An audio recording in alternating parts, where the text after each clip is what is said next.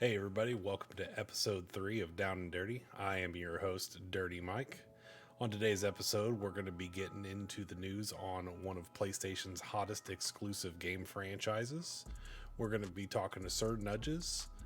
We'll have a little view into the 1980s UK gaming industry, and then of course we will have a message from the managers. So pull up a chair and relax. It's time to get down and dirty. So for today's game news, I wanted to go over a franchise that is a Sony PlayStation exclusive, Horizon Zero Dawn, and its follow-up, Horizon Forbidden West, that just came out yesterday as a matter of fact. This will be a much shorter recap than the previous week's God of War recap, as there was a lot more games to go over in that one, whereas Horizon only has one previous game and then the upcoming game, but we will follow up the recap with the trailer for the newest game. Now, Horizon Zero Dawn came out in 2017, again, Sony PlayStation exclusive back on the PS4, and was a huge hit critically and commercially. Everybody loved the game, everybody hopped on board. Extremely popular franchise, which received a lot of awards that year that it was released, and also spawned a DLC shortly after release. Horizon follows the story of Aloy. She's a young girl who has been exiled from a tribe. This all takes place in a post-apocalyptic America where giant robotic creatures that resemble wildlife roam the lands. Now, when the story picks up, Aloy, as an exile, wants to find out more about who she is. So she's trying to figure out a way to get in with the elders of the tribe and the people of the tribe that she was kind of native to try to get some answers about her heritage and why it is that she was exiled in the first place. Just kind of get her background story. So as we develop in the story with Aloy, she has to participate in some events. There is another group, another tribe that comes along and practically wipes out the tribe that she quote unquote belongs to. And then we have to venture off into the lands, fight the creatures, and figure out where her past lies, also while unraveling what happened to this version of America in the future that is just a complete wasteland, minus the tribes that pop up that also have some kind of it's like there's technology, but it's also very tribal. Very neat concept. I very much recommend that you check it out. You'll see kind of what I'm talking about whenever we get into the trailer and also some of the footage that we show for the first game here. But yeah, so we follow Aloy along on her adventures. She unravels the truth about the past, what happened to America, where her place is in that story. And then it's going to be, bringing us up to speed in the newest game, where we venture further into the Western United States. I'm sure to unravel even more of those truths. So, like I said, very critically acclaimed. It was a big hit. If you have not played Horizon Zero Dawn, make sure you go check it out, and that way you can jump into what's looking to be one of this year's hottest games, Horizon Forbidden West. I know I've seen Mr. Schwang Wallaby playing it just yesterday whenever it was released, and it's definitely looking to be probably a contender for another game of the year. So without further ado, let's go ahead and check out the trailer for Horizon Forbidden West. I'm running out of time, Elizabeth. The land is dying. People are suffering. Soon, they'll starve. And the machines meant to help us are out of control. I have to find a way to fix it all. And the answer is somewhere out in the Forbidden West.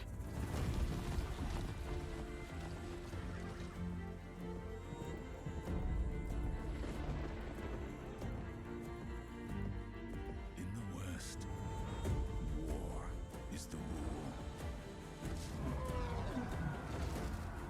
Peace, the exception.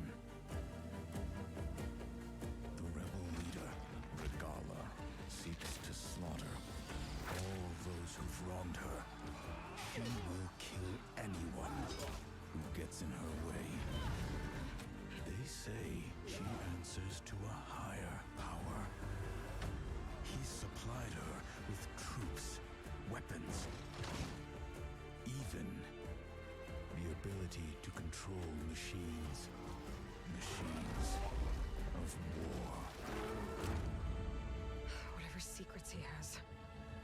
is keeping to himself.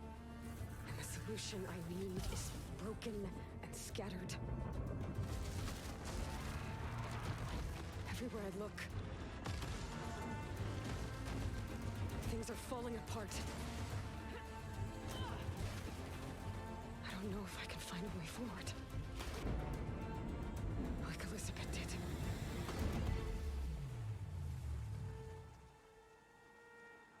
All by yourself? Ha! No way. I'll be careful and... We're coming with you.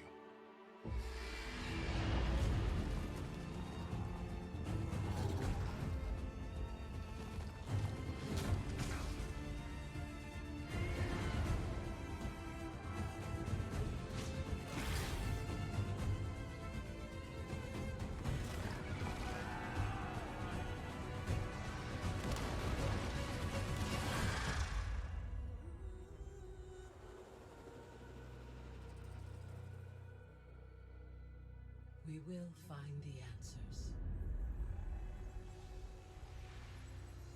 But beware.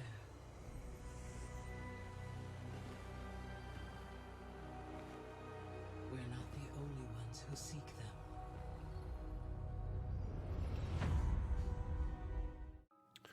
Horizon Forbidden West, available now on Sony PlayStation 4 and 5 consoles. Make sure to go grab yourself a copy of that.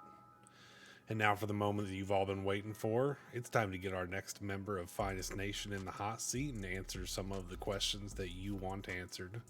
Mr. Sir Nudges himself, CEO and co-founder of Finest Nation Gaming. It's time to get down and dirty. You guys. So without further ado, Sir Nudges, Papa Nudges, how are you doing today? I'm good, man. I'm good. Yeah, how are you? I'm doing very well. Just another exciting day getting into the down and dirty. So Well, always an exciting day, right? Absolutely. Well, I guess exciting day you're experiencing for the first time. You know, you get to experience those nerves getting in the hot seat here. Yeah, the stomach's going a little bit, but let's see if we can hold out for the interview, eh? Oh yeah, absolutely. Yeah. So the first thing I wanted to do, obviously, I'd like for you to tell us a little bit about what your channel is, what you're intending to do over there. What are your goals for the content that you create? Wow. I mean, yeah, I'm a variety streamer, so it's a bit difficult to sort of like say, you know, one piece of content is going to work for me because I don't feel it is. I think being sort of like quite an old member of the group, one of the oldest of the group, if not the oldest, I think my theory is more based on retro gaming more than anything else. I wouldn't say retro dating back to sort of like the 1980s, but more sort of like 90s, new millennium sort of stuff. Yeah. Which I really enjoyed playing in my heyday of gaming.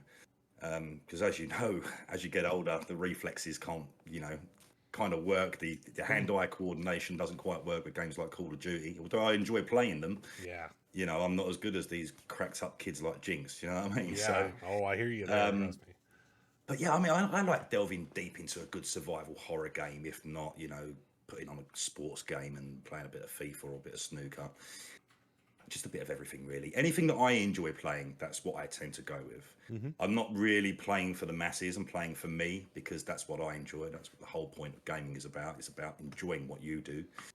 If someone else wants to come along for the ride and wants to watch me play games, then great, so be it, you know. And as Smokey said in the first interview, you know, if you've got 4 to 10 people behind you in a room watching you play a game, you can't get better than that. Yeah. And I have to pick on one thing that you said there because I feel like I'm in the same boat as you are for a lot of this. Like whenever we refer to retro games, it's a whole different definition than probably 90% of our or they talk about a retro game and they're like, yeah, Modern Warfare 1's really retro. I'm like, whoa. Let me get out the old Atari and get some Pitfall going and we'll do some retro gaming, you know? Yeah. Try and find the one person who's got that ET from Atari, which I don't think is actually possible, but there you go. Yeah. What was your first system, out of curiosity? Do you remember? Yeah, I had a Commodore 16. Okay. That was, you know, before the Commodore 64. I had a Commodore 16. Yeah, and I remember playing games like Rockman on there, and I think after that I got a Spectrum. I was playing games like Oh Mum. Me and Jarzy used to play Spectrum together. That's how long we've known each other. Yeah, I used to go around Jarzy's place, and he used to come around mine after school, and we used to sit there, put our tape in, load dash dash, and that was it. We was away. Playing things like Rockstar Ain't My Hamster or God knows what else, you know. Right. Yeah, I think one of my favorites was my first system was an Atari. Okay. And The I console think Atari the one. console Atari, Yeah. yes, the console, and that I was a youngin at the time. Obviously, whenever I was, I'm born in '85, so it was that was like one of the newer systems. That was right around the time that the NES, the original Nintendo Entertainment System, would have been coming out as well. So, Yeah, sure. I was Yeah. just a few years behind on getting the Nintendo, but I fired up the old Atari, and that was my first gaming experience, and honestly stuck with it ever since. I've progressed mostly through the console. I haven't been a PC gamer until recently, so I went through all the consoles growing up. Yeah, likewise. Yeah. Do you I have mean, I started off with a computer, but yeah, Okay. I have this. Only recently had a PC, but yeah, I was a console gamer. Yep. Once I got the Super Nintendo, well, actually the original Nintendo, I just went through the ages with the consoles. Yep. Pretty Yep. much owned every one apart from a Dreamcast. But yeah, I think about the same. I never did own a Dreamcast. Not saying I didn't want to, but I did not own a Dreamcast. and I'm kind of gutted by it because of Shenmue. And back in the day, a lot of my friends had the Dreamcast, and they was raving about Shenmue, the game, and I was late to the party with that game. So Okay. yeah, it was when it came out on the Xbox. Shenmue 2 came out, so I played 2 before I played 1, and I've Okay. actually only just recently done 1. So I get people like Shenworld going, "Oh, what's your favourite Shenmue game?" I don't get me wrong, I love 1, but because of what 2 done for me for the game and the way it brought me into the series, Yeah. I think 2 wins it for me, hands down. So what got? I guess you kind of touched on it right there. That was one of the questions I had prepared for you. Was what got you into the Shenmue games?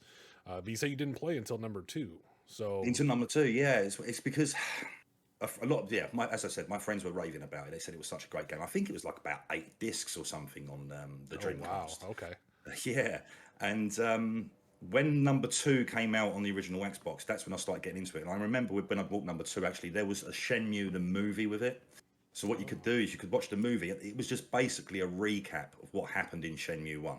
okay, So it sort of brought you into the story, and I think that was the whole point of that movie disc, is that for Xbox you couldn't play 1 on Xbox, Yeah. and then you went straight into number 2. You needed a recap of what happened with number 1.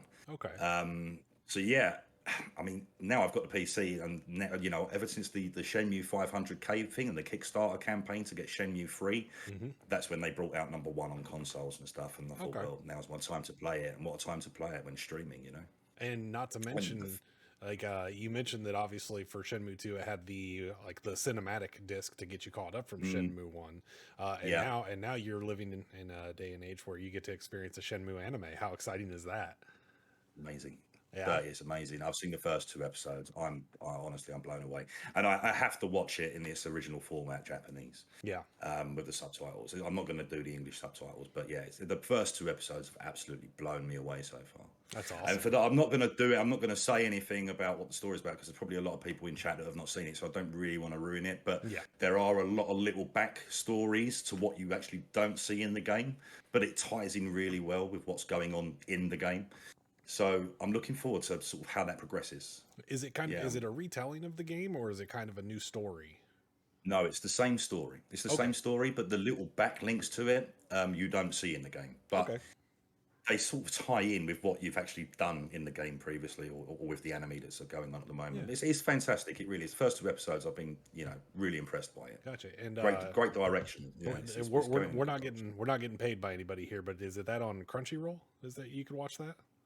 It is. Yeah. Okay. So just in case anybody's curious where you can catch up with the Shenmue anime, Crunchyroll would be where you could see that. Awesome. So one of the big questions that came up is, obviously we had our very first show with Smokey. Yes. Yeah. But we got to hear Smokey's side of the story for the foundation of Finest Nation, and now everybody wants to hear from your point of view. Tell us about the forming of Finest Nation from your eyes. From my eyes, well, it all started, I would say, from the very start of the pandemic. We were just basically a bunch of people that would get together. We would play Warzone pretty much every night. And, we would just sort of like stroll around Verdansk, HDR in hand, just casually trying to win matches. It was me, Jarzy, Smokey, Snipes, Jinx came in for a few games as well here and there. We were just basically a bunch of people that would keep each other company through the pandemic. And then Smokey started streaming. And I thought I'd jump on with him one day and have a stream. And a few of the people in the chat were saying, "Hey, this Nudges guy, why don't he stream? He should stream." So I thought, we'll give it a go. So I gave it a go. And then one day I said to Smokes, I said, "Look, we've got the starting of something here. I've always wanted to do game reviews. That's always been my ambition, is to write gaming reviews. And luckily they've started now and they're being posted up on the Finest Nation gaming website. But I said to Smokey once, I said, "Look, we've got something here. Maybe we could do something on YouTube for some sort of gaming reviews, unboxing videos, and just try and build up an organisation that way." And I think with Smokey's, he was part of an organisation already. And he was sort of like, halfway there. We pretty much, I don't know, it didn't go too well with him at the other org. I'm not going to mention any names or anything. So he quit that organisation. And then we came together and we said, "Look, we've got something here. We've got a recipe of something brilliant." And we had the brand. We had the brand there sitting in front of us without us even knowing, because we were a bunch of people, like family, keeping each other company during hard times during the pandemic. Yeah. If you ever needed someone to talk to, we was always there. If you was having a bad day and you messaged them, you turn around and say, "Smokes, Jars, Snipes, fancy a game of Warzone, I'm having a bad day." "Of course I'm there, brother. Of course I'm there." And that was it. We had that brand. And now we've got Finest Nation Gaming. And where we've got to, wow, since it started back in August, to where we are now, I would have never dreamt it. Yeah. I wouldn't. I honestly, I did not see us being here so early in such a short space of time. Yeah, it does seem like it's been a pretty quick growth. It's kind of blown up. It's astronomical, and it's all to do with the people that have joined and the people that are part of it. That you guys, everyone that's part of this organisation. I have met some wonderful people, and I will never, ever, ever forget that. And that's why I think this works. And I think once everyone gets that brand ethos on board, that we are a family organisation, that we're always here for you if you need a shoulder to cry on or you need some advice, we're there. I think we're just basically maybe 2 ingredients away from being Michelin star. Yeah. We are. We've got the recipe. The recipe's there. A couple more ingredients and we've perfected it. And I think when we get to another 5 months down the line, I think we'll all be amazed about where we are and what we've achieved and what we're doing. Absolutely. I think you really nail, again, you kind of keep nailing the points that I want to get to already. You're kind of jumping ahead I'm of me. sorry. No, you're good. Your ability to help me segue is on par. Thank you. You mentioned in there that it was a group of people that met up essentially during the pandemic, and I would almost have to say it's like helping each other through hard times, obviously. Yeah. And I think that really goes to show in the crew that you've been assembling, because even the crew that's applied and come in have been the ones say to recommend we should have a mental health chat on the Discord. That wasn't even brought up by a CEO. I believe it was Explicit Cupcake that was the one that came out and said that we, what do you guys think about it? And next thing you know, it's there. And to be honest with you, that's one of our more popular channels, I believe. You always see people in there chatting, and DMs are always open for each other. Yeah. I've had plenty of people reach out to me. I've reached out to plenty of people that honestly, without streaming and by extension without Finest Nation Gaming, I never would have known these people. And all of a sudden we're all just coming together through, just wanting to help each other, being there for each other. It's such a huge thing. I think that really says a lot about the character of the people that you're trying to bring in. Yeah. Which leads me to a question. Was that always the goal of the type of people you wanted to have here? Yeah, we've got our options and ideas of who we like to bring into the organization. It's important that we have the right people with the right persona, the way people come across, people that have got time for others. I mean, going back on the mental health chat section, it's so important. It really is. For people that work full time and then try to do the streaming as another thing, and to try and find that work-life balance, especially with like people with kids as well, and things going on in the background with relationships and stuff. Yeah. It's important to find that balance. Even I'm still learning. I've still not found that balance. Yeah. And I'm trying to get there, and I'm trying to sort of juggle a few things around. So yeah, the people that come in are important, because we don't want us to be stressed out about bringing in the wrong kind of person. Yeah. That we feel like we have to look over them 24/7 to make sure they're doing the right thing, they're saying the right thing. Yes. So everyone that's in here right now, we believe that they've got basically the persona that we require. Yeah. So I would go as far as saying there's a certain level of maturity that's required to be a member. yeah, I mean, That's I wouldn't say maturity is you've got to be old. You've got, you've got to be no. like Papa Nudges or you. Right. Not saying that you're old, Bertie. Not saying that you're old. No, But people I trust me. with I a good feel it head every on their day. shoulders. Yes, Yeah. exactly. If you've got a good head on your shoulders, you're polite. You know your P's and Q's. You don't swear too much on your channel like a potty mouth, and you respect other people. Yes. As long as you've got that respect sewn into your personality, then you'll go a long way in streaming. As long as you're yourself. As long as you're yourself, that's the most important thing about streaming. Is just be yourself. Don't pretend to be someone else you're not. Yeah.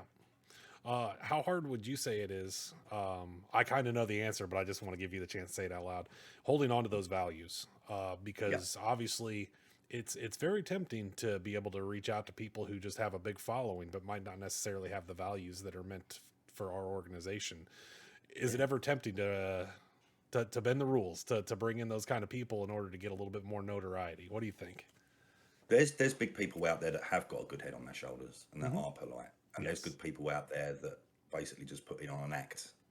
We've seen it. I've not been long in streaming, and I've seen it since August. And it's honestly, it's very easy to spot the right ones from the wrong ones now. I have to say that. Yeah, don't get me wrong. If there was someone out there with 10,000 viewers and they've got this, that, and the other, then yeah, great. If they've got that head on their shoulders and they've got that respect sewn in, then yes, of course, they're welcome in. Yep. But there's a bunch of us CEOs that make the decision. We do the vote on these things. I could say no, Smoker could say yes, everyone else could say yes. What I say doesn't really matter in that case, and I have to respect the wishes of whoever cast the vote. Right. But yeah, personally, there are big streamers out there that are very, very good, and they have got a good personality. So yeah, why not? We will get someone in big one day, hopefully. Yeah.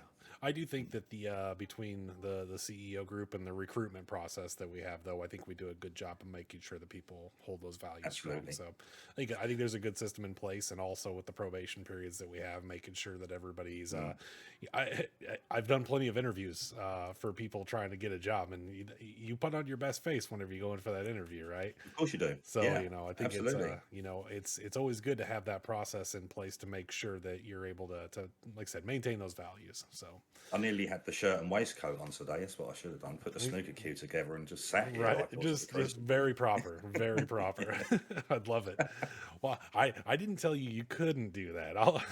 So yeah, but I didn't want to sort of like put anyone to shame really by dressing up for the occasion. I would be sitting here in my Boba Fett hoodie while you were sitting there looking very proper. Talking my cue. Yeah, exactly. So let's get back to we've talked a couple of times about like our age and the age that we grew up in video games and what some people may consider retro. So I want to know, because I've got a big opinion on this as well, your views on the gaming industry and like how that's changed throughout your life. What's kind of your thoughts? You've seen a lot. Come on. Yeah, I mean, let's go back to where we was before with a Commodore 16 and the Atari and the block graphics that you used to run through, and you go through the ages and look where we are now. Graphically, yeah, I mean, you can't fault the gaming industry from how it's progressed and technology and the way that's moved forward. I think for me, the gaming industry really kicked off, I'd say, from the early PlayStation 1 days when they started delving deeper into sort of more story-driven games. Yeah. I mean, your Nintendos and your Super Nintendos, they were more sort of like platform games that you would play. There wasn't really much of a story, but when you got into the PS1 and they started more of the strategic puzzle games and the open world games, I think that's really where it kicked off, the game industry, and that's really where it started cementing what it was.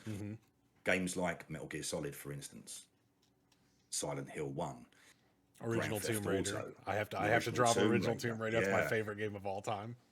And that era that era for me is probably my favorite era of gaming, when that PlayStation 1 first came out. Yeah, hands down. Yes.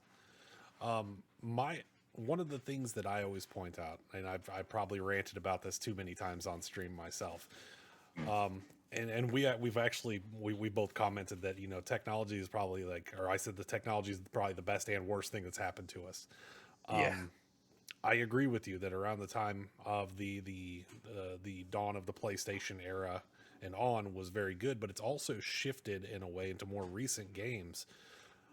You buy Yes. games now that the first time that you go to load up the game, it already has to be patched because there were things wrong with it. Yeah. You know, Yeah, that is I an think issue. that's such a big issue because it's allowing developers to hastily put out haphazard products. Yeah. Um, Yeah. Whereas, like, I mean- again, whenever we were playing those PlayStation 1 console games, you got a disc. The disc better be perfect because that's what the Oh, game of is. course. The game is already preloaded on that disc, and they had time to fine tune that. I think, excuse me. I think with the early games, what they done great is they really put the emphasis on story. Yes.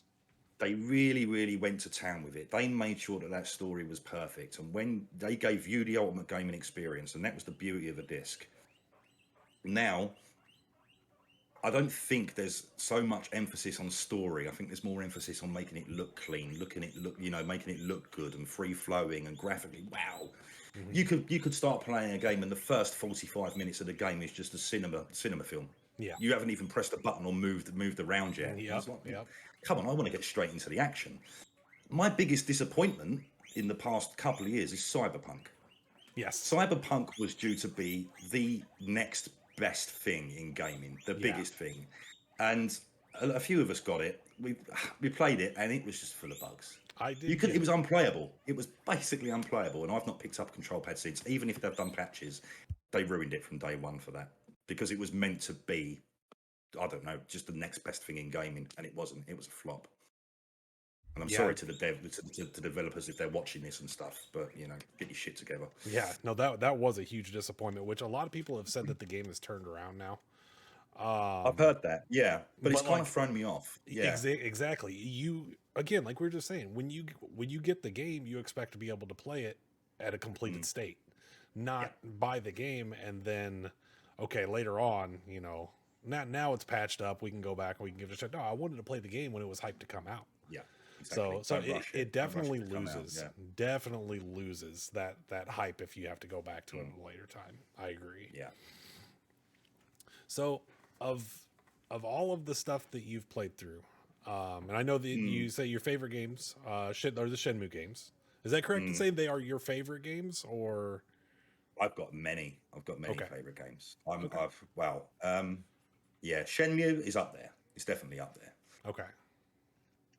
There are Silent Hill series, Resident Evil Yes. series. Absolutely love it. Your recent Silent Hill playthroughs have been fantastic. That I love catching the Silent Hill streams. Yeah, I don't think my doctor would say the same thing if he saw my heart rate. I don't. No, I can't blame you though. But it's funny though because like if you think these are again, we could consider them somewhat retro games, but the story and the content still has that scare factor, that scariness. It's not the graphics that we have in the more modern games, but at the same time there is a frightening factor to those kind of games. It's just, I think what the beauty of it as well is, I think back in the day when we had these games as well, we didn't have these. We didn't have a good set of these to play with that are on our heads right now. Yeah. So we was basically running things. I mean, the PlayStation 1 was a SCART lead, if I remember rightly. It was a SCART lead into the back of the TV, and you dealt with the graphics you was given. But now, even if you play a PlayStation 1 game on an emulator now and you play on a better screen, it looks a lot cleaner. I played GoldenEye 2 nights ago, and it looks a hell of a lot cleaner than it does on the N64. Yeah. And with the headphones on, the immersion of the sound really, really drags you in. And I have to say, Silent Hill 4, The Room, was terrifying. Yeah. It I've really never was. played a game, that terrified me as much as that. But completing the game, I felt a sense of satisfaction. Yeah. And when you get that sense of satisfaction, you've played a good game. Yes, exactly. And I kept thinking about the story as well. I kept thinking about the game a week later. So that's even, that's basically like going to a cinema, watching a film. Really good movie, you're thinking about it a week later. It's the same with games. Yeah, all forms of entertainment should be designed to make you think about it even after you finished. That's like you said, you kind of nailed the wording there. That's the sign of a good piece of art. Yeah, and exactly. that's what games are. It's exactly. It's art. If you make a good game, it's art, and it's art that's worth collecting. Yeah. Yep. I mean, there was another game as well that I really enjoyed. I mean, the only other game that I've really had a sense of satisfaction when completing was Metal Gear Solid 3 Snake Eater. Okay. That was something else. I Yeah, have- when I completed that game, wow, was I put back. I've only ever played the second Metal Gear Solid game. Good game. Good game. it But wa- I it wa- it was recommend, good. yeah, going in for number 3, Snake Eater. Definitely. Yes, I think that's my favorite of the series. Okay. So I definitely wanted to get into the Metal Gear Solid series. That's a series that's always really stood out as something I think I would enjoy. So of all of your favorite games, what is a moment in a game that you always look forward to? Like it almost makes you want to replay that game to get through that moment again. A win. A sports game and a win. Okay. Or a Call of Duty game and a win. That makes me want to play my games again. So to say we've got FIFA on and I'm playing online club, whether it be pro clubs or online 1v1 versus. If I get a win, I want to play again because I'm hyped up. If I play Call of Duty, not Warzone, but like normal Call of Duty multiplayer, and I get Top Gun, I've got sort of 20 kills. I want to play again. So it's something like that. Snooker as well. If I get a break of 100. Am I going to put the control pad down? No, I'm not. I'm going to pick it up. I'm going to play again. Yeah. So yeah, I'd say it's more of the versus aspect against someone else. Okay. Now that sort of gets me going. And of course, a good single player game. Although the playability, the playback of it. I mean, I'm not the sort of guy to sort of complete Resident Evil 2 and then go and play it again because I've got one new weapon. I'm not going to do it. I've completed the game. That's what I'm going to do. I'm going to leave it there. I might pick it up in about 10 years and do it again and go, oh, wow, it's brilliant. It's the best thing since sliced bread. A certain period of time needs to pass before there's some replayability to it. Yeah. So that being said, let me segue into a different aspect of this. Is there any games that you wish you could completely forget in order to experience them again? Yeah. If I could completely eradicate the Silent Hill series from my brain and the Resident Evil series, then yeah. And then just go at it from number 1 again. Nice. But then again, would I? I don't know. That's a tough question to ask. Yeah. It's a really tough question to ask because I've enjoyed every moment of them and I wouldn't want to forget them. But if I was to replay a game, do you know what? I would probably go back to Metal Gear Solid. I would probably like to forget Metal Gear Solid 3 because of the sense of feeling that it gave me at the end of the game. Yep. Regarding the soundtrack and the way the game ended. That's probably one thing that I'd like to forget and then go back to Metal Gear Solid 1 and do the whole series. I think most single player games are that way for me. Again, growing up, most games that I enjoyed playing or had the opportunity to play were single player campaign games. Yeah. And just the immersion into a good video game story and be able to, it really puts you in the place of the character with a good story. Yes. You are making those decisions, you are performing those actions. And so like you said, whenever those credits roll and you have that sense of accomplishment and that moment of what you just went through, it's very bittersweet. It's over and you beat it, but also you'll never experience that particular moment ever again. So I just no, exactly. For me, it is awesome with your battle royales, your multiplayer games, and that kind of stuff have the and I will kind of go again. You're gonna make me rant because I have somebody mature with me here, so we can rant about these young people. Let's here. do it. Two grumpy old men moaning. Grumpy old men. Yeah. Let me go get my pipe and my coffee real quick. I'll be right back. It's younger ages. Scientifically speaking, younger ages need to have a faster sense of accomplishment. Yes, I agree. Which I believe is what a major drive for games like multiplayer and battle royale games popularity is all about. Whereas the older folks who and I say older respectfully, okay, don't get excited, chat, but like guys like us that grew up on those slow burns that could play through an entire single player game and hold off for that satisfaction. There's a lot of younger people who and especially I'll use Call of Duty as the perfect example. Who's the last person you talked to that went and picked up Call of Duty and is like, I just can't wait to play this campaign? No, I know. And I do. It was the first thing I did. There's a decent campaign on both of them, I believe, the two recent ones. And the old Call of Duty is Modern Warfare 2, that was one of the greatest campaigns ever. of Modern Warfare 2. Yeah, I I love think that that was game. that the one with the airport where you went in and you had to you was Yeah, no basically the Russian. terrorists. Yeah, Yeah, and you the shot. mission was called Yeah, No Russian. that was hard to do, man. That was hard to It take. was a difficult and yeah, I mean, but again, good storytelling. You know, Absolutely. you were immersed like, and it made Mm. you struggle because like again, you're the one pulling the trigger in that Yeah, mission. that was And the problem. Yeah, yeah, that was quite a yeah, controversial mission, I believe. I got a little bit of very. notoriety. Yeah, I think it got a lot of bad press. And I think Yes. at the time, and I think a lot of the gaming industry was getting bad press with the game of not Game of Thrones, sorry, the Grand Theft Auto Yeah. games as well. Yep. Yep. There was a lot of parents that were probably our age back then that were saying that it's not good for their kids. Their kids shouldn't be playing it. Well, the kids shouldn't be playing it. It's a rated 18 game. Yeah.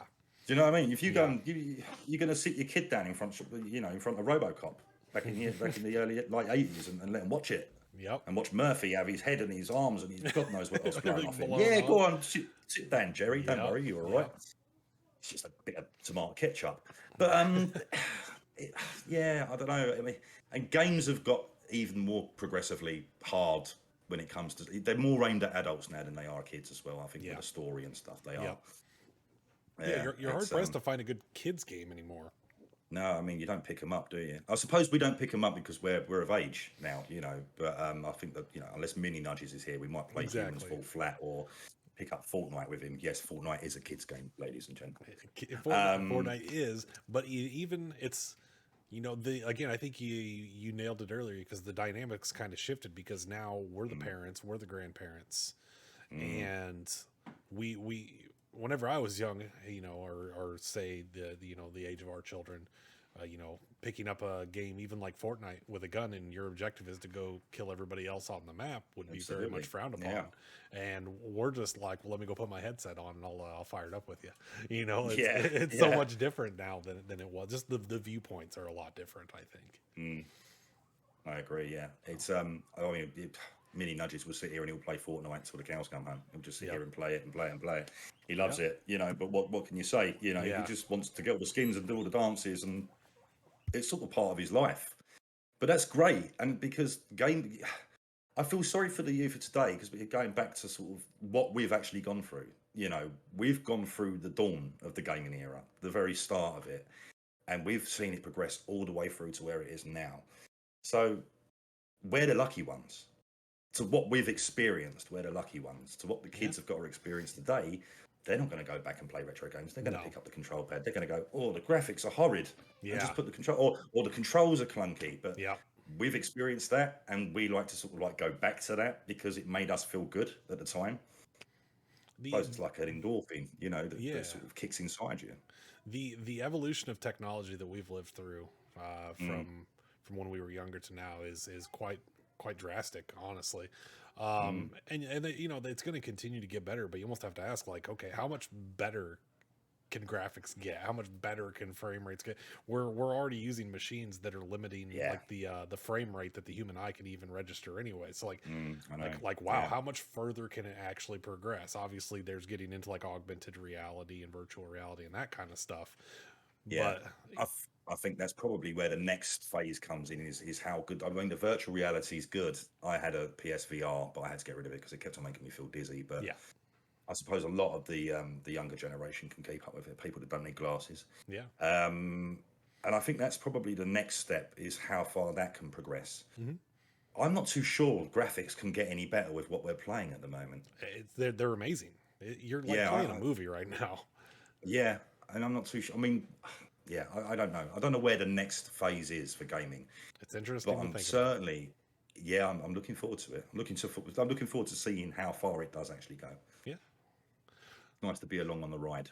Yes, it is. That's exactly it right there. Is we are okay. We're aging gamers, but we're still gamers. You know what I mean?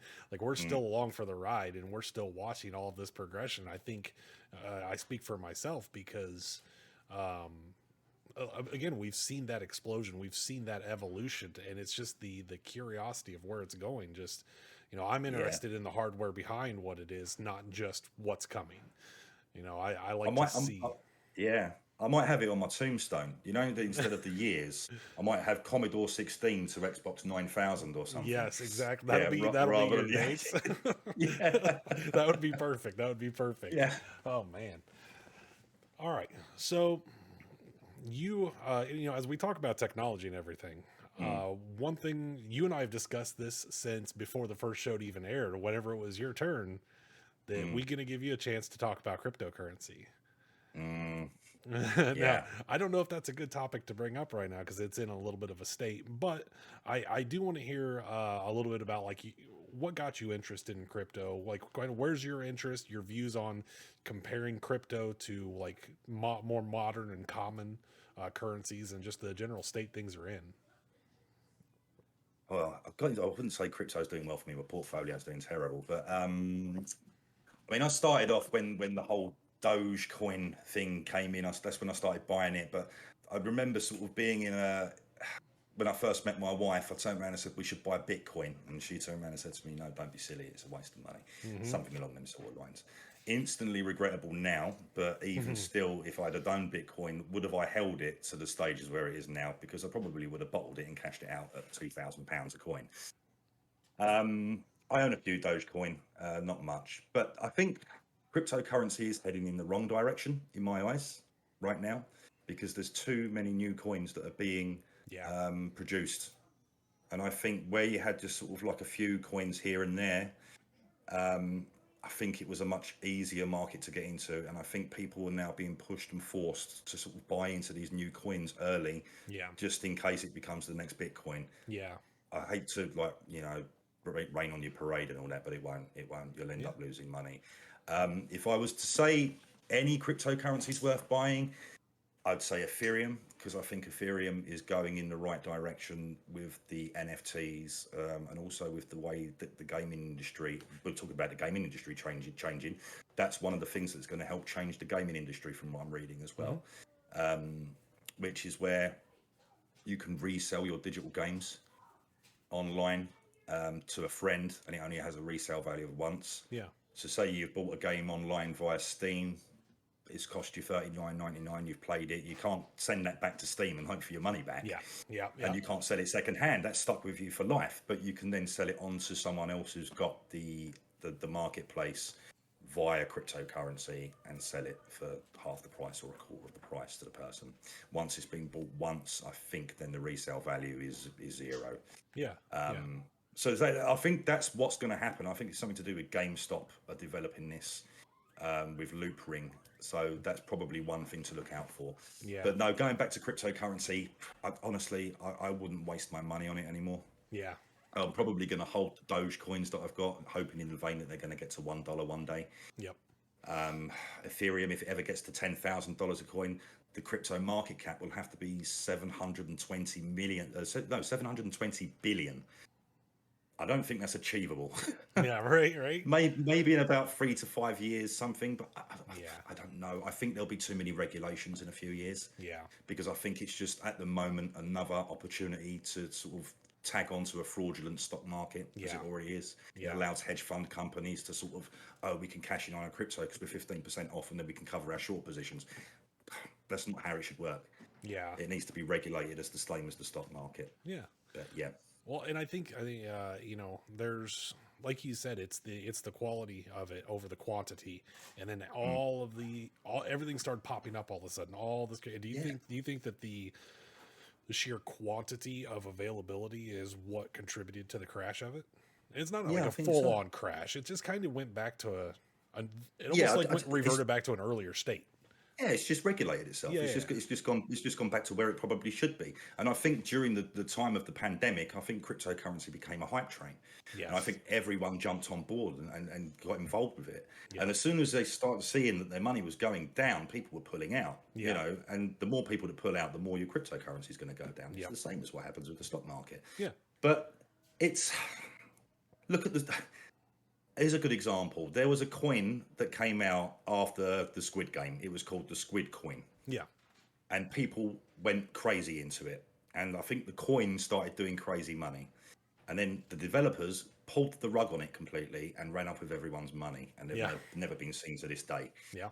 And I believe someone live streamed it as well. And they Really? when the coin was going crazy, and then the rug pull happened. If you can find it, I think it's on YouTube somewhere. It's Yeah. quite a devastating thing to see the man's face actually Yeah. when he's seeing that he lost all his money. Yeah. But yeah, what's to stop that happening with another one of these coins? These new coins.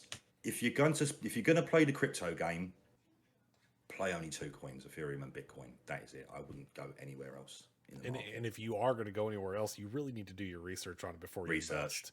Absolutely. And in order to do research, you really have to understand all of the terms and the ongoings behind the scene.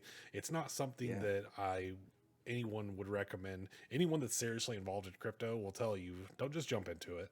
That's not the way to go about it. Like anything, nothing worth doing is ever easy.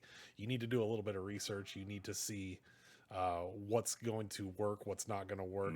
There's some telltale signs oftentimes on the back side of it. If you read the fine print, we'll say that could lead you to know something's a little bit off about one or the other. But and it's about sort of like doing some research into the developers as well and what their backgrounds are and where they came from. There's a lot of background and homework that you need to do. Yep. But there's too many coins, and it's flooded the market with too much crap out there. Yeah. So yeah, I believe that it's going in the wrong direction rather than the right direction. That is unfortunate because it was definitely something I think there was some promise to, but was ruined by uneducated investing. I think is I guess the best of the way that I could put that. Yeah, So. and there was a lot of us out there, and don't get me wrong, I was one of those uneducated investors. I remember turning around and saying to Jarzy, I think it was just before the pandemic started, actually, about Ethereum, and it was at a price where it was very tempting to buy. Yeah. And a bit of money was made, yeah, it was, But now where it's at, compared to where we first got it in the first place, yeah, we'd be pretty happy from where we're sitting now if we had that still in our portfolio. And I think Ethereum will continue to grow, but I think if you're looking at a quick fix, if you're looking for something to grow in 3 months, it ain't going to happen. No. It doesn't work like that. They're not get-rich-quick schemes. If you're going to buy into something like Ethereum or Bitcoin, you're going to have to leave it for 3 to 5 years to see a return on your investment, and you may only ever see double of your investing as well. Yeah. You're not going to see £100,000 off a £1 stake. It's just not going to happen. You've got to play the long game. You've got to invest with not the expectation that next month you're going to retire. Yeah, it's treat it like an ISA. Yeah, treat it like an ISA. Put your money and leave it for 10 years and see what happens. Retirement. Yeah. It's something to continue to invest in, but it's not going to make you retire next week. Definitely not. No. Yeah. And if that was the case, we'd all be doing it, wouldn't we? Exactly. Yeah.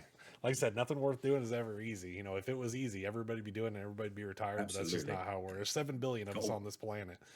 And, if we all go and invest in one thing, we're going to tank that market. So absolutely. I mean, there's a few success stories out there. There's people that have become sort of like, incredibly wealthy overnight, and they've been there at the right place, the right time. Yeah. I mean, look at that guy yesterday that was at Heathrow Airport that was just like filming the jets coming in. I believe he ended up getting something along the lines of 250,000 subscriptions yesterday because it went absolutely bananas on Twitter. And it was just one guy in the middle of a field watching airplanes go from side to side, hoping in the vein that they land in the storm that we had. So it just went completely crazy. And now that guy is completely made up. He's all over the news. He's got all these subscriptions. The money that's coming in from YouTube off the back of that is unbelievable for him. So good luck to him. Good luck to him. Right place at right time. And man, content isn't that just the ongoing story of content creation? Absolutely. It's all about right time. What you're doing and having being in the right place with potentially the right people seeing it at the right time. It's kind of a crapshoot, isn't it? But he was doing what he enjoyed as well. Yeah, and that's the whole point about content creation as well, is just doing what you enjoy. The guy was out there watching planes. He knew exactly what every plane that was coming in, what their numbers were, where it had come from. He'd done all his research. It was good to watch. Speaking of doing what you love, let's talk a little bit about some past Nudges hobbies. We've got DJ Nudges, and you've also been involved in a little bit of radio. So yeah. Oh wow! Do you know what? That feels like a different life that I led back then. It really does. DJ, yeah. I'm going to put this. I've never owned my own set of turntables and a mixer. My friend bought them, who was my neighbour, and I used to go up there and have a mix on his decks and stuff. and I picked it up within a matter of days, and I was always better than him. So I just used to sort of like go up and practice on his decks a few nights a week and do some mixtapes and stuff. I used to work a milk round back in my days, and every Saturday when I got the money for my milk round, I used to sort of like bomb down to Nicky Black Market Records in Soho or Bluebird Records in Bromley and pick myself up the latest 12-inch that was released, whether it be drum and bass or house music or techno music, and just bring it back and then mix it with other tunes that I'd already had there. So what I started doing is I started doing mixtapes. Yes, back in the days of tapes as well. Cassette tapes, And right? yeah, so Oh, cassette tapes, yeah, and just handing them out to various clubs and stuff. And I started getting a few gigs here and there. I started getting a few gigs in some pub clubs, like the Hamlet Inn in Dulwich and stuff. I'd done a few nights in there, and I got a call one day saying, "Would I mind doing a warm-up set?" It's like, "Yeah, great, no problem. Where is it?" I said, "Yeah, it's Vauxhall." Okay, fair enough, no problem. So I bowled down there with my records, probably enough to do a 2-hour set, and I had an amazing DJ set. It was brilliant, and I handed over to Carl Cox, the legendary Carl Cox, and he turned around and said to me, "You had a great set there, man." So thank you very much. But the problem with the life came the problem with the culture, and I was in the wrong time in my life to sort of appreciate what that culture was, and I could not physically carry on staying up at nightclubs till 6 o'clock in the morning doing what I was doing day in, day out. Yeah. I probably wouldn't be alive right Yeah. now if I carried on doing that. Yeah. So I quit, and I quit very early. And I probably haven't had a go on a set of turntables or a mixer for, wow, 15 to 20 years, I'd say. So it feels like a completely different life away from me. Yeah. The radio, yeah, I was once carpet fitter to the stars on the XFM breakfast show every Wednesday with Dave Berry, where I used to fit. Well, you know, I was a carpet installer before I actually started fitting carpets, and we'd done a lot of celebrities' houses and stuff. Namely, one of them, Arsene Wenger. So I fitted Arsene Wenger's carpets, and that was the point. Dave Berry turned around and said, "Is there anyone doing anything special today that we should know about?" So I phoned him up and said, "Yeah, well, I'm fitting Arsene Wenger's carpet. Is that special for you?" I had to do a report from Arsene Wenger's house. I'd walk around the house, you know, I probably shouldn't have. And if Arsene Wenger's probably hearing this, he'd probably sue me. But it went on from there, and they'd phone me every Wednesday, and I'd had to come up with different stories about sort of whose houses I've done. You know, Chris Tarrant, the man from Del Monte. It just various things, and just whatever happened that was funny in the week through that day. So that lasted for about 2 months, where I was Greg Carpet Fitter to the stars on the XFM breakfast show. So Awesome. yeah, that was a long time ago. That was about 10 years ago. Yeah. Yeah, maybe longer. No, that's probably about 15 years ago, actually. So this would have been around the same time or shortly after DJ? No, shortly afterwards. Yeah, because I got into carpet fitting because I was working in pubs as well as DJing at the same time, and my mate was a carpet fitter, and I just said that I've had enough of this pub game. I just want to get out of it. Have you got any jobs going? And from there on, yeah, he gave me a job helping him out fitting carpets, and I learned the trade. And that's when the XFM thing came in. And then I got a knee injury, and then I had to stop fitting carpets. But luckily, the firm that I've been working with all these years, they had something for me there, and I've just sort of like carried on growing. And now I'm the sort of one of the operations directors of the business. So yeah, I've done all right. I've done all right. I've fought hard for everything. Well, you know what? Yeah. I this is probably the third time I've said it, but you know, nothing worth doing is ever easy. You just got to keep on fighting, right? Yeah, that's it, mate. Yeah, whole life's been a struggle. It's been a fight, but Yeah. and I think, you know, that's probably what keeps me going. Yeah. Yeah, Fighting for what you want and fighting for what you need makes you appreciate Fighting it for more than everything. having it handed over, though. Yeah, know, exactly. It's you know, you look at people that have like that sense of entitlement, and it's just, you know, you just take a look at some people and they just have no I don't resent appreciation them, for mate. what they have. Yeah. Well, I don't resent those people. You know, Yeah, if no, they've sort of not at been all. Fed something on a silver plate, you know, then know, good it's luck not to their them, as fault. long as they're done right with it. Yeah, exactly. Yeah, But there's just a you certain know, sense of appreciation that I feel like can only be experienced from fighting for life. what you want. Yeah. You know, Life. If you've had a hard life and a tough life, and you've got to where you need to get to, I'm still not there where I need to get to. But you know, if you've fought hard for it, and you know that you fought hard for it, then yeah, that's a sense of my own entitlement. Yep. You know, None of us are where we're meant to be yet. We're still on the way. Yeah, we're still there. We're still on the journey, and yet we're just all on the journey together now. Exactly. Got a few more one-ups to get us yet, mate. So I have one last question for you. And I want to know, the people want to know. This is a question from the Discord. If you had three wishes, Nudges, what would you ask for with those 3 wishes? 3 wishes. 3 wishes. Wish number 1 would be to have one last day with my nan, my grandmother. Definitely. She was my rock. She was my rock. She was my purpose of life. She was the person that put me in the right direction, made sure I didn't go down the wrong tracks. She wasn't harsh with it. She was very easygoing with it, and she was very loving, and she was very caring. And I always used to make her laugh and smile, and I haven't heard that laugh since she passed away, and I miss it every day. So yeah, that would be wish number 1. I miss her immensely. I really do. She's always got. I think about her every day. I do think about her every day. So yeah, that's number 1. Wish number 2. God, blimey, you put me on the spot a little bit here. Wish number 2. Well, wish number 2, Finest Nation Gaming. I hope it works for everyone, not just for us as CEOs, but everyone that's involved with it.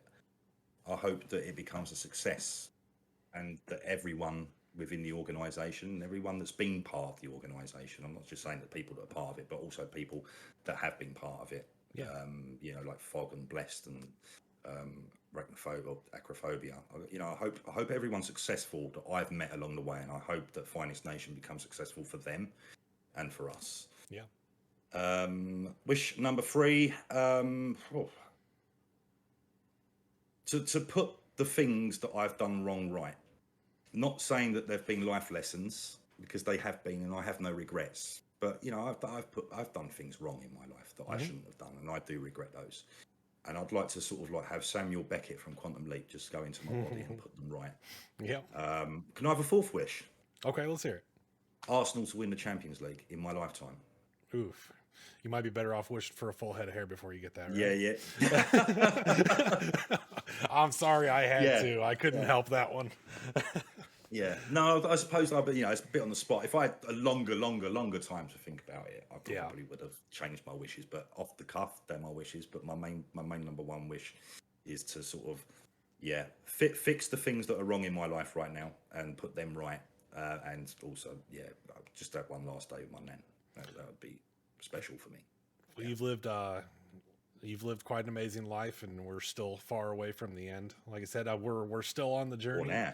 It's exhausting. You know what I mean? When's everybody else going to take over and let us sit back and relax? Yeah, someone pick up the control pad and run my life for a day, exactly. That'd be great. But do you have any parting words that you would like to say before we move on?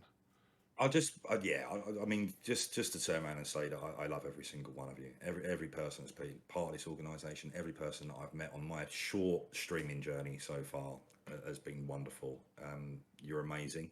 Keep doing what you're doing. Keep pushing, keep grinding, but make sure you take your times out if you need it. And if you do need them and you want someone to talk to, I'm always at the end of a phone or DM. Everyone, part of the CEOs and the management are there for you. We're there to help you grow. And if you feel like it's too much and it's getting on top too much, then don't hesitate. Just let us know. Give us a tinkle and we'll help you out. We're always there to talk to you and help you. We're a family. We're not a unit. We're not a force. We're a family. Absolutely right. This is the Finest Nation. This is the FN family. We're all there for each other. Yeah. Nudges, it's been an absolute pleasure talking to you today.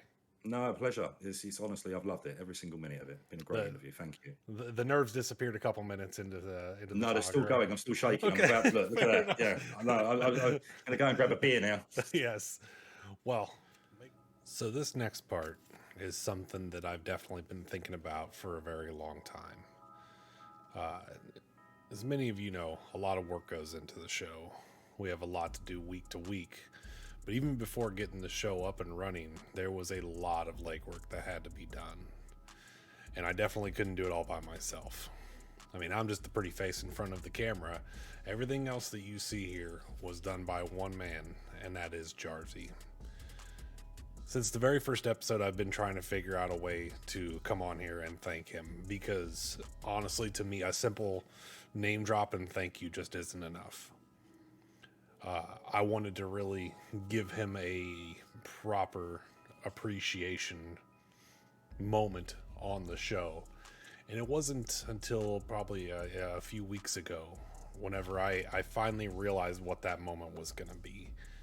And that was when he published his article over on the Finest Nation Gaming website in regards to the UK, the British gaming industry in the 1980s. I was able to go in and read this article and realize, like, Jarzy's not just a graphics guy. He's not just a individual who I play video games with. This is a man with so many talents. And he really let his talent shine through this article, because it's a fairly lengthy article on the industry at that time. And it's so well written. It's so captivating.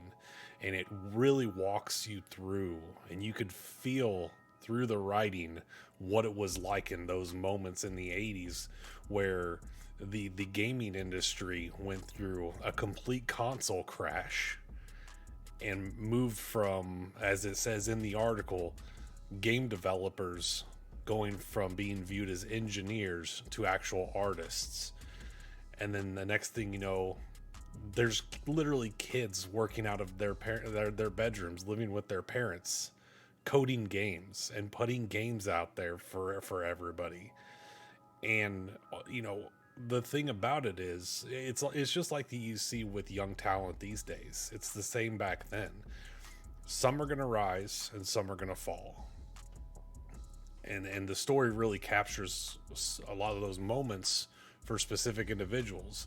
There's one particular moment in the story that's it's kind of heartbreaking, because as you're reading it, you realize that this extremely talented individual that developed what was probably and still viewed as one of the probably most important video games of our time, and one of the best video games of all time, is practically homeless and barely can recollect writing the code for this game, whereas other people have gone through and built on that success and been smarter with their money and their investments and been able to thrive in the industry from this terrible time back in the 80s where the entire industry had collapsed, all the way through to present day, where we are hosting esports tournaments and giving away millions of dollars to 16-year-old kids playing Fortnite.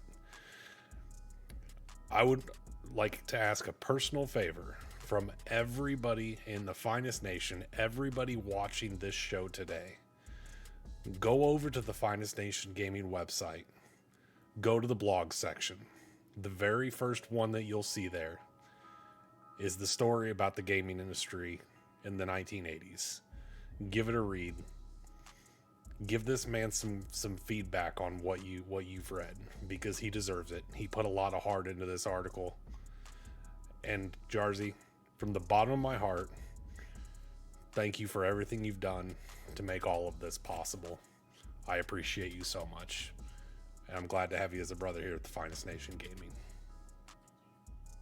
Well, we've reached that time in the show where it's time to hand the reins over to somebody else for a few minutes. Here with this week's message from the managers, none other than Mr. Smokey J. Show himself. Let's see what he has to say. Ladies and gentlemen, that was episode 3 of the Down and Dirty Show. I hope you enjoyed yourselves. That was an absolutely fantastic interview with Sir Nudges. Dirty Mike, well done. Sir Nudges, well done. I just want to say thank you from the bottom of my heart, from all of FN, from myself, from all of us, for all the support that you've been giving us for this show. Without yous, it wouldn't be possible. And I want to thank you. Three episodes in, and it's going incredible. Absolutely incredible. I couldn't be more proud of Dirty Mike. We have obviously episode 4 in 2 weeks' time, so mark it in your calendars, and I'll see you there. This has been such another amazing episode of the show. Thank you all for your support. Thank you everybody for being here and hanging out today. It means so much to have all of you here. Again, thank you, Jarzy, for all of the hard work that you've put into this show. Man Bear Pig 36, thank you for being my idea guy behind the scenes, helping me come up with content and ideas for the show.